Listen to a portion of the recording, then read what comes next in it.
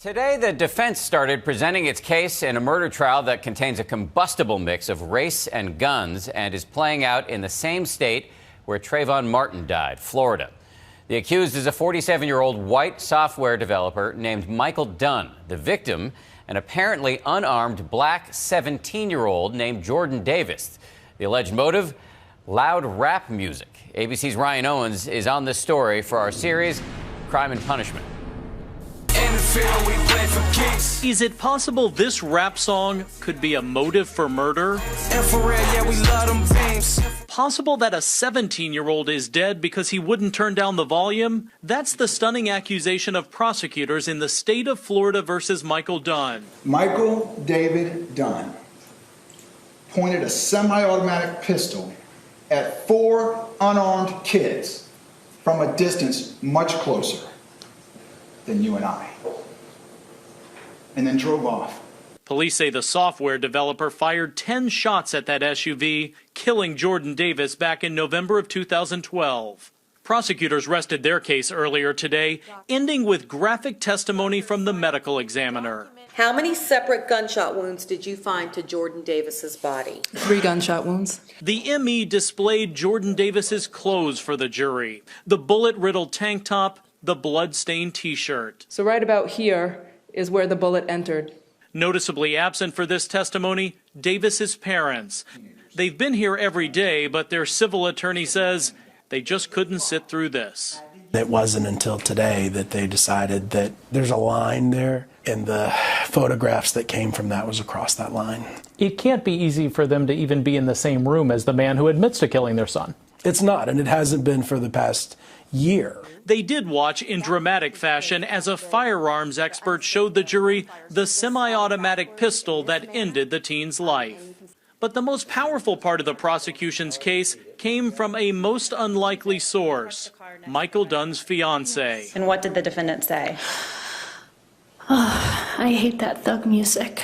Rhonda Royer testified those are the last words she heard her fiancé say before he opened fire on the SUV parked right next to him.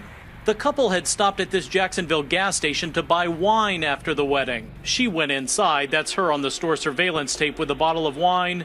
Next, gunfire. Oh my God, somebody's shooting. Somebody's shooting out their car. I heard pop, pop, pop. Royer says she ran outside and Dunn told her to get back in the car. Did you see a firearm at that point in time? Yes, Michael was putting it into the glove box. Prosecutors say Dunn hit the SUV 9 times, including several shots to the back of the vehicle as the driver was pulling away.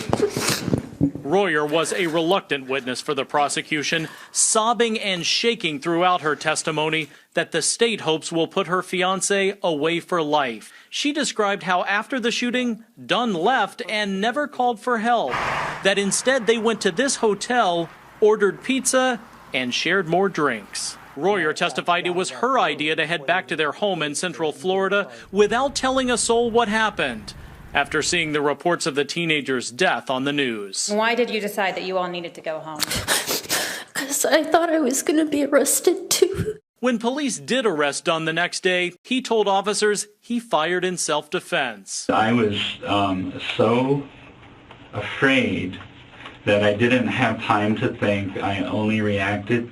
That he felt threatened and thought he saw a weapon. It was either a barrel or a stick, but sir, they're like, we're gonna kill you. No weapon was ever found in the teenager's car. Still, Dunn's attorney says Jordan Davis was the aggressor and threatened his client. You're dead. This is going down now. With a shotgun barrel sticking out of the window. Or a lead pipe. Whatever it was, it's a deadly weapon. This afternoon, on day 4 of this high-profile trial, the defense began its case, calling character witnesses to say quite simply, Dunn is a good guy. Are you aware of Mr. Dunn's reputation for peacefulness?